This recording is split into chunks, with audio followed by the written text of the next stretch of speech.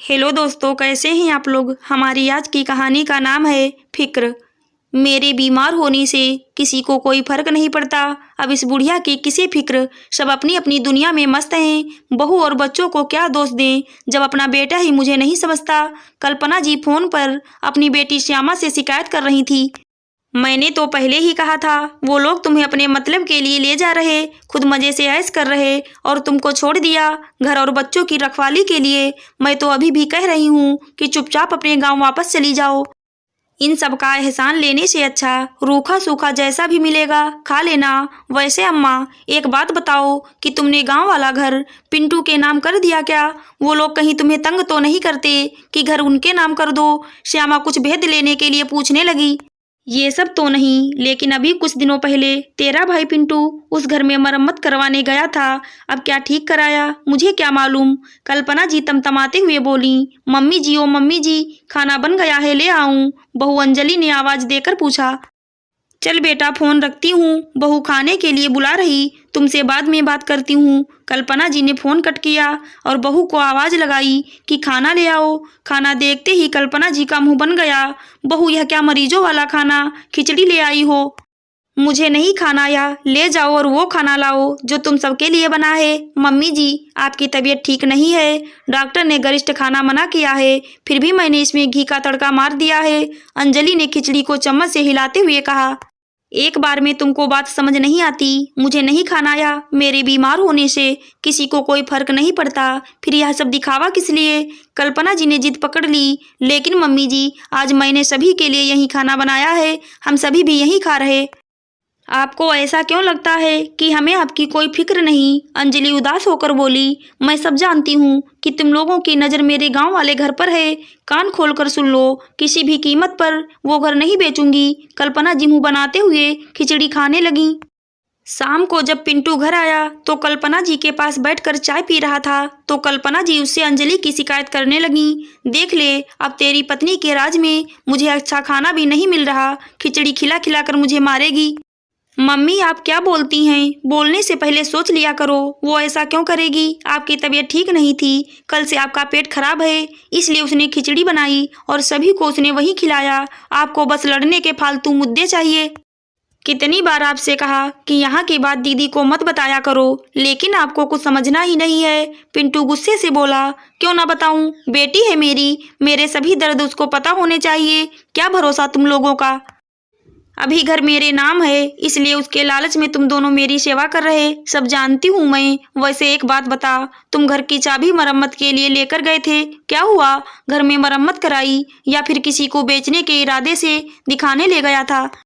कल्पना जी संशय की दृष्टि से पिंटू को देखते हुए बोली। पिंटू कुछ देर तक कल्पना जी को देखता रहा, फिर उठकर बोला, अम्मा 2 दिन बाद संडे है, आप तैयार हो जाना और अपना सब सामान भी बांध लेना। क्यों, मुझे वृद्धा आश्रम छोड़ने का इरादा कर लिया क्या? कल्पना जी ताने मारते हुए बोली। पिंटू ने निरीह दृष्टि से कल्पना जी की तरफ देखा और बिन कुछ कहे वहां से चला गया। कल्पना जी शुरू से ही बहुत तेज तर्रार स्वभाव की थी।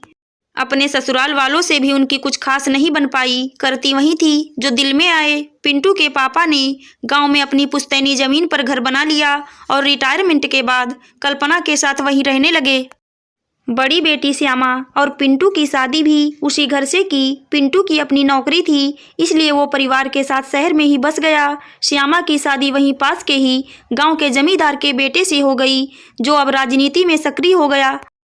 पापा के मरने के बाद पिंटू कल्पना जी को अपने साथ ले आया, लेकिन कल्पना जी अंजलि के साथ तालमेल नहीं बैठा पा रही थी। उनको लड़ने के लिए मुद्दे नहीं मिलते तो बना लेती, जैसे तुम्हारे शहर का दूध बेकार है, मलाई ही नहीं आती, दही बहुत खट्टा रहता है और सब्जी फल भी बासी हैं। पता नहीं कैसे तुम लोग इतने छोटे घर में रहते हो, शुरू होते ही खत्म हो गया। यहाँ सब मतलबी लोग हैं, बच्चे अगर पास आकर बैठे तो उनसे ही अंजलि की बुराई करने लगती। तुम्हारी मम्मी को कपड़े पहनने का ढंग नहीं है, खाना अच्छा नहीं बनाती, तुम लोगों को छोड़कर अपनी सहेलियों के साथ पार्टी करती रहती हैं और भी न जाने क्या क्या, इसलिए बच्चे भी दादी से दूर ही रहते। अंजलि और पिंटू कितना भी उनके बारे में अच्छा सोचें, उन्हें लगता कि यह सब उनकी प्रॉपर्टी के लिए कर रहे। और कुछ हद तक उनके दिमाग में यह बात उनकी बेटी श्यामा ने भी डाल दी थी। 2 दिन बाद पिंटू, कल्पना, अंजलि और बच्चों के साथ निकल पड़ा। कल्पना जी थोड़ी डरी और चुप थीं, क्योंकि उन्हें ऐसा लग रहा था कि पिंटू उन्हें पक्के तौर पर वृद्धाश्रम ही ले जा रहा है। क्योंकि आज चलने से पहले उन्होंने बहुत कोशिश की कि पिंटू जाने का प्रोग्राम कैंसिल कर दे, लेकिन वो कामयाब नहीं हुई और मजबूरी में कार के अंदर बैठ गईं। कार में सोचते सोचते वो सो गईं। अचानक कार रुकने से वो चिल्लाकर उठी, नहीं बहू, मुझे वृद्धाश्रम मत छोड़ो, मैं तुम लोगों के साथ अच्छे से रहूंगी। मम्मी जी आंखें खोलिए, आप अपने घर के बाहर खड़ी हैं, किसी वृद्धाश्रम में नहीं। अंजलि ने उनके कंधे को हिलाते हुए कहा। आंखें खोली तो सचमुच सामने उनका ही घर था और घर के बाहर एक नेम प्लेट लगी थी, कल्पना का आश्रय। उसे देखते ही कल्पना जी प्यार से उसे सहलाने लगीं। तब तक पिंटू ने घर का ताला खोल सबको अंदर चलने को कहा। अंदर जाने पर कल्पना ने देखा कि उनके पुराने घर की कायाकल्प ही बदल गई। उनका घर को लेकर हर वो सपना जो अधूरा रह गया था, सब पूरा हो गया। सभी कमरों में पीओपी और साथ में एलईडी लाइट। किचन भी उनका मॉडर्न किचन बन गया था। यहाँ तक कि बाथरूम में भी टाइल्स और बेसिन लग चुका था। घर का एक एक कोना उनकी पसंद से दमक रहा था। अम्मा, यह लो अपने घर की चाबी। मैंने घर का रिनोवेशन कराकर पापा की आखिरी इच्छा पूरी कर दी। अब आप यहाँ आराम से रहिए, पिंटू ने चाबी पकड़ाते हुए कहा और फिर किसी को आवाज़ देकर बुलाया। अम्मा, ये माया है, आपकी फुल टाइम मेड, आपके पास रहेगी और आपका ध्यान रखेगी। उम्मीद है कि आपको इससे कोई शिकायत नहीं होगी, क्योंकि मैं और अंजलि आपकी अच्छे से देखभाल नहीं कर पा रहे। आपको लगता है कि हम लोगों की नज़र आपके घर पर है, इसलिए आप यहाँ रहकर अपने घर की देखभाल कीजिए। हम लोग दूर रहकर भी आपकी देखभाल कर लेंगे। मैंने देखा है और महसूस भी किया है कि आपके व्यवहार से घर में हमेशा नकारात्मकता बनी रहती थी, इसलिए पापा हमेशा तनाव में रहते थे। वही सब कुछ मुझे अपने घर में नहीं चाहिए, इसलिए हम लोग साथ ना रहें, यही हम सब के लिए ठीक रहेगा। मैं जानता हूँ कि सब मुझे और सबसे ज़्यादा अंजलि को दोष देंगे कि अपनी सास को अपने साथ ना रख सकी, लेकिन सारा दोष क्या हमारा है? हम आपके साथ सामंजस्य बैठाने की कोशिश कर रहे, लेकिन आप हम लोगों की परिस्थितियों में ढलना ही नहीं चाहती। आप थोड़ा सा भी एडजस्टमेंट करने को तैयार नहीं। अगर आप थोड़ा बदल जाएं तो शायद कुछ हालात सुधर जाएं। रिश्ता कोई भी हो, थोड़ा बहुत समझौता करना ही पड़ता है। आपकी नज़र में हम कभी सही नहीं थे और ना ही रहेंगे। हम आपका नज़रिया नहीं बदल सकते, लेकिन हम लोगों की नज़र में आप हमेशा हमारी पूजनीय हैं और रहेंगी। माँ को दुख देकर हम भी सुखी नहीं रह सकते, लेकिन आज आपने मुझे मजबूर कर दिया कि हम अपने रास्ते अलग कर लें। पिंटू ने पैर छुए और माया को सब समझाकर अंजलि के साथ भारी मन से बाहर निकलने लगा तो कल्पना जी ने पिंटू का हाथ पकड़ लिया। नहीं बेटा, हमें माफ़ कर दो।